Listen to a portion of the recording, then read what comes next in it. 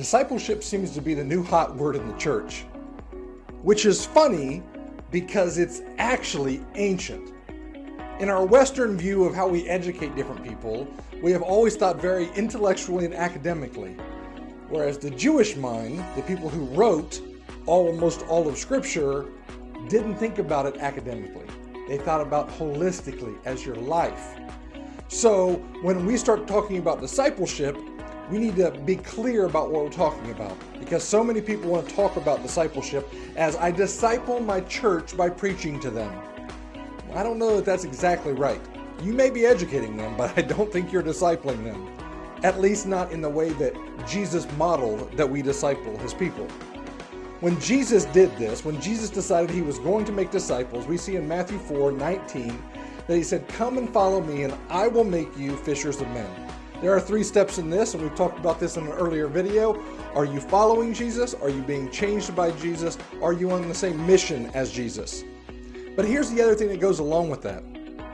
When you are following Jesus, you not only get to hear what he says, you get to see what he does.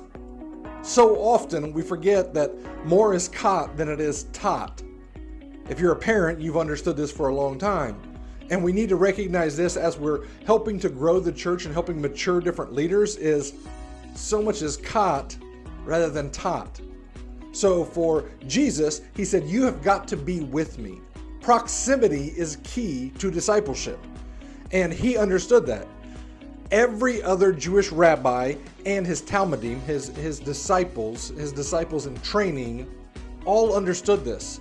They all left their house and they went and they lived with the rabbi. This is more an apprenticeship type model. Now, when people come and they say, I feel called into ministry, I want to go into ministry, which is happening less and less these days, the easy thing that we do as ministers is we send them off to Bible college. We send them to seminary. And for some of you who are very academically inclined, that's probably not a bad place to be. But if I am trying to make disciples and create leaders like Jesus did, I now have more people to invest in. I have to spend more time with these people, which means I can't do it with very many people. Jesus chose 12.